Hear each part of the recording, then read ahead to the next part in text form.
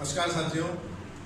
आज अपनी राजनीतिक अवधारणा का जो थर्ड चैप्टर है धर्म, इससे पहले हमने न्याय, शक्ति, सत्ता और वैधता का अध्ययन किया है। आज हम धर्म का अध्ययन करेंगे। देखिए, धर्म समझने वाले इसे अपने अपने अकॉर्डिंग समझते हैं कि मैं इस धर्म का अनुयायी हूँ, मैं इस धर्म का अनुयायी हूँ। हम मोटा मोटी इसे यूँ समझते हैं जैसे हिंदू धर्म, ईसाई धर्म, मुस्लिम धर्म, तरह तरह के धर्म होते हैं, लेकिन वास्तविकता इससे कुछ अलग है।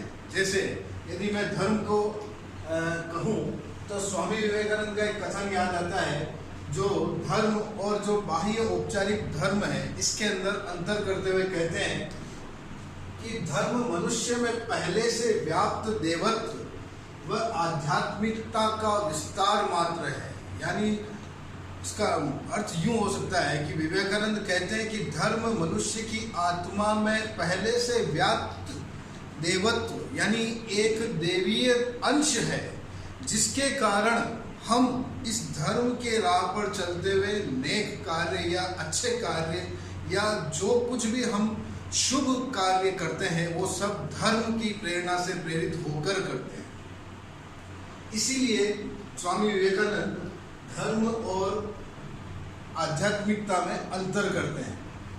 फिर उसके बाद अलग अलग समय में अलग अलग विद्वान हुए हैं जिन्होंने धर्म की परिभाषा अपने अपने अकॉर्डिंग की है, और इन्होंने यही संदेश दिया है मनुष्य में जो दिव्य गुण है, मनुष्य में जो दिव्यता है वह ही धर्म है। इनमें कहने वाले हैं Confucius, Moses, Pythagoras, Gautam Buddha, Mahavir Swami, Isa Masih, Mohammad Sahab, Martin Luther, Guru Nanak आदि इन सभी विद्वानों ने इन्होंने अपने अपने अकॉर्डिंग धर्म को अलग कहा है, लेकिन इन सब का सार यही निकलता है कि मनुष्य में जो दिव्यता है वही धर्म है। अब देखते हैं आगे। जो धर्म, सभी धर्म जो बात करते हैं वह सभी धर्म एक ही बात बताते हैं कि मनुष्य एकता से रहे और उनके अंदर नैतिक मूल्यों की स्थापना हो।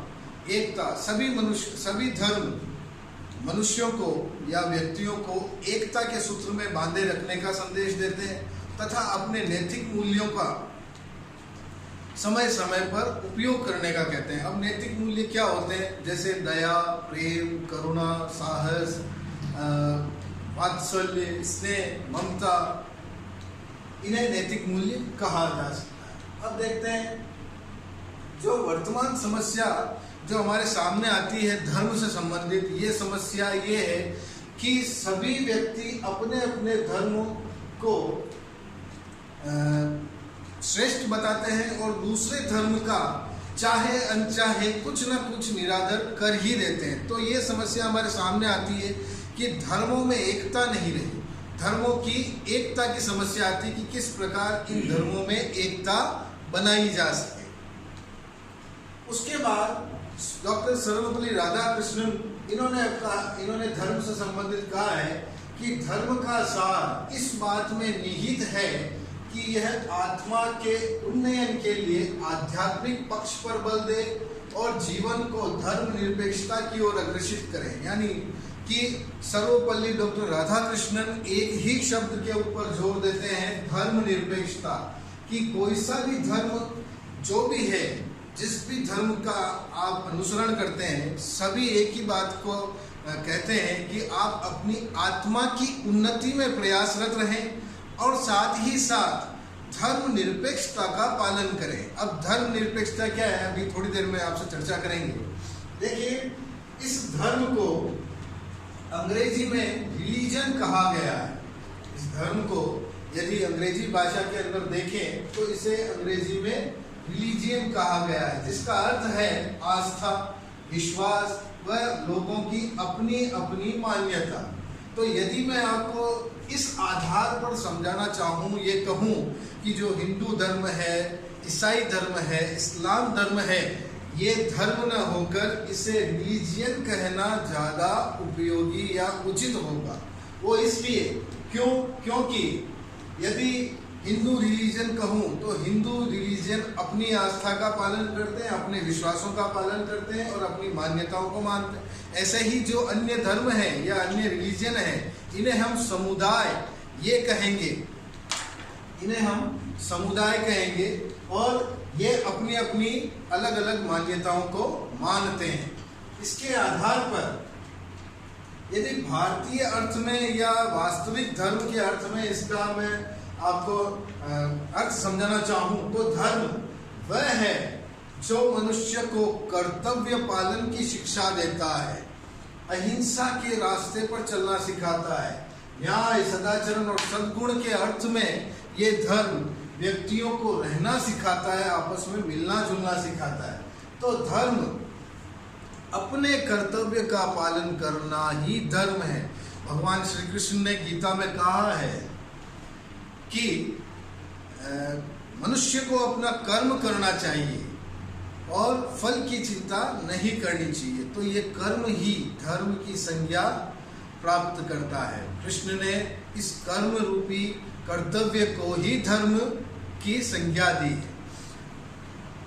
अब आगे बात करें तो धर्म मनुष्य की उन्नति व कल्याण में साधक होता है और व्यक्ति के उच्च विकास यानी स्व को जानना है, अपने आप को जानना, इसकी शिक्षा देता है। अब स्व क्या है?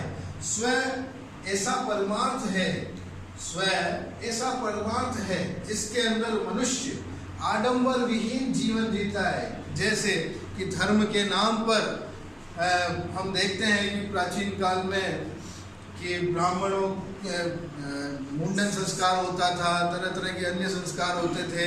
वर्ण व्यवस्था के नाम पर अपने धर्म का पालन करते हुए दूसरे वर्ण के व्यक्तियों में हस्तक्षेप नहीं करते थे, या छुआछूत वगैरह वगैरह काफ़ी कुछ कुरीतियाँ थी। तो ये चीज़ हमें धर्म से विरक्त करनी चाहिए कि हमें आडंबर जीवन नहीं जीना चाहिए, जबकि हमें अपने आप को जानना चाहिए। स्व क्या है? स्व यानी अपने आप को जानना, और जब व्यक्ति अपने आप को जान लेता है तो वो आध्यात्मिक रवैया अपनाता है और एक परमार्थ लक्ष्य की ओर आगे बढ़ता है। अब देखिए, अभी मैंने आपको कहा था कि धर्म कर्म व कर्तव्य का निष्ठा से पालन करना ही धर्मानुसार आचरण करना है। यानी कि धर्म वही है जो अपने कर्म, कर्तव्य और निष्ठा से पालन करना चाहिए, यही धर्म कहलाता है। अब देखते हैं धर्म व धर्म निरपेक्षता। देखिए, धर्म निरपेक्षता क्या है? धर्म निरपेक्षता मीन्स ये हुआ कि धर्म के नाम पर किसी भी व्यक्ति के साथ कोई भी भेदभाव ना करना। दूसरा, राष्ट्र धर्म के अलावा किसी भी राष्ट्र का अपना कोई भी एक धर्म ना होना, और सभी व्यक्ति चाहे वह किसी भी धर्म के से संबंधित हो, किसी भी समुदाय से संबंधित हो, किसी भी संप्रदाय से संबंधित हो, सारी राष्ट्र के दृष्टि में सभी धर्म के अनुयायी एक ही है। उनके साथ धर्म के नाम पर कोई भी भेदभाव नहीं हो सकता। यही धर्म निरपेक्षता कहलाती है। अब देखते हैं धर्म व नैतिकता। चाहे कोई सा भी धर्म हो, विश्व के धर्मों में चाहे कोई सा भी धर्म हो, सभी धर्म व्यक्ति को नैतिक आचरण करना सिखाते हैं, एक अच्छा आचरण करना सिखाते हैं, जिसके आधार पर हम अपने व्यवहार को, अपने आचरण को अच्छी आदतों में, अच्छे मूल्यों के विकास में ढालते हैं, और परस्पर लोगों से एक दूसरे का सहयोग करना, एक दूसरे की भलाई के काम करना, समाज में व्याप्त कुरीतियां और बुराइयों का अंत करना, यही हमें नैतिकता के रास्ते पर आगे बढ़ाता है। तो सभी धर्म यही कहते हैं कि प्रत्येक व्यक्ति में नैतिक आचरण का होना अति आवश्यक है। अतः सभी धर्म ये कहते हैं कि परस्पर व्यक्तियों में जो धार्मिक संघर्ष है उसको समाप्त कर सहयोग, भ्रातृत्व, बंधुत्व का भाव उत्पन्न करना। अब देखिए धर्म और राजनीति, ये एक इम्पोर्टेंट टॉपिक है क्योंकि हमारा जो विषय है वो राजनीति से संबंधित है। तो इसी वजह से आपको इसको थोड़ा सा अच्छी तरह से पढ़ने की आवश्यकता है। देखिए धर्म व राजनीति, धर्म और राजनीति, जब राजनीति से बढ़कर धर्म हो जाता है और उस धर्म का प्रभाव किसी देश की राजनीति पर बढ़ने लगता है, तब वहाँ उस देश में उस पर्टिकुलर एक धर्म का बोलबाला बढ़ने लगता है, जिससे धार्मिक कट्टरवाद का फैलाव या प्रसार होने लग जाता है। और ये कट्टरवाद अन्य धर्म के अनुयायियों को, अन्य धर्म के व्यक्तियों को काफी बुरी तरह से प्रभावित करता है, जिससे क्या होता है कि व्यक्ति अपने धर्म की कट्टर पालन के लिए अन्य व्यक्तियों के मार काट खून खराबा करने से भी पीछे नहीं हटता। और धर्म और राजनीति के अंदर ये धर्म काफ़ी अंदर तक घुस जाता है। अब मैं इसका उदाहरण देना चाहूँ तो काफ़ी ऐसी इस्लाम देश हैं जहाँ ये धार्मिक कट्टरवाद जो राजनीति में घर कर गया है, उसकी वजह से धर्म का जो अन्य धर्म के अनुयायी है उन्हें वहाँ से उस देश से पलायन करने की आवश्यकता आ पड़ी। अब देखिए इस कट्टरवाद के कारण कितनी समस्याएं विश्व के सामने आ जाती है, जैसे भूखमरी, बेरोजगारी और सबसे बड़ी समस्या है आतंकवाद। सभी व्यक्ति अपने धर्म की आड़ में आतंकवाद को सपोर्ट करने लग जाते हैं या सहयोग करने लग जाते हैं, जो कि वर्तमान दृश्य में देखा जाए तो किसी भी देश के लिए यह हितकर नहीं है। आगे बात करें तो राम मनोहर लोहिया एक विद्वान हुए, ये कहते हैं धर्म और राजनीति के दायरे वैसे तो अलग अलग हैं, धर्म और राजनीति के दायरे वैसे तो अलग अलग है, परंतु दोनों की जड़ें एक ही है। धर्म एक दीर्घकालीन राजनीति है, जबकि राजनीति एक अल्पकालीन धर्म है। धर्म के नाम पर लोग राजनीति में आगे से आगे अपनी जड़ें गहरी करती जाते हैं और इसी के आड़ में अपने आप को आगे बढ़ाते जाते हैं राजनीति में। तो यही एक धर्म और राजनीति के संदर्भ में राम मनोहर लोहिया जी ने ऐसा कहा है। तो अतः हम ये कह सकते हैं कि धर्म और राजनीति को यदि पृथक पृथक ना रखा जाए तो इसका नकारात्मक प्रभाव पड़ता है उस देश की राजनीति पर, उस देश के नागरिकों पर। आगे बात की जाए धर्म और अहिंसा। देखिए ये दोनों जो तत्व हैं, धर्म और अहिंसा, इन दोनों के आधारभूत तत्व जो है वो है क्षमा, दया, करुणा, सत्य, कर्तव्य निष्ठा और ईमानदारी। यानी अर्थात ये हम देख सकते हैं कि ये जो तत्व है धर्म और अहिंसा, यानी हिंसा न करना, मार काट न करना, इसे वर्तमान में इन मूल्यों को हम गोल्डन रूल या एथिक ऑफ रेसिप्रोसिटी कहते हैं, यानी सुनहरे नियम कह सकते हैं इन्हें। यानी हर देश के विकास के लिए, उसके समृद्धि के लिए, उसके आर्थिक संसाधनों की खुशहाली के लिए ये गोल्डन रूल, एक सुनहरे नियमों का होना अति आवश्यक है, तभी वह देश निरंतर प्रगति कर सकता है। अब देखिए सनातन धर्म में, प्राचीनतम धर्म में धर्म को धर्म सर्वस्वम कहा गया है। धर्म सर्वस्वम अर्थात धर्म ही सबसे बड़ा या धर्म ही सबका कल्याण करने वाला है।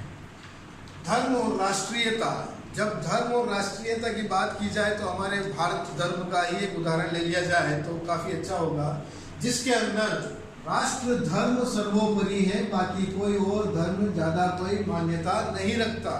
राष्ट्र धर्म के लिए ही हमने आज़ादी प्राप्ति के लिए इतना लंबा संघर्ष किया और अंततः 1947 में हमने आज़ादी प्राप्त की। क्यों?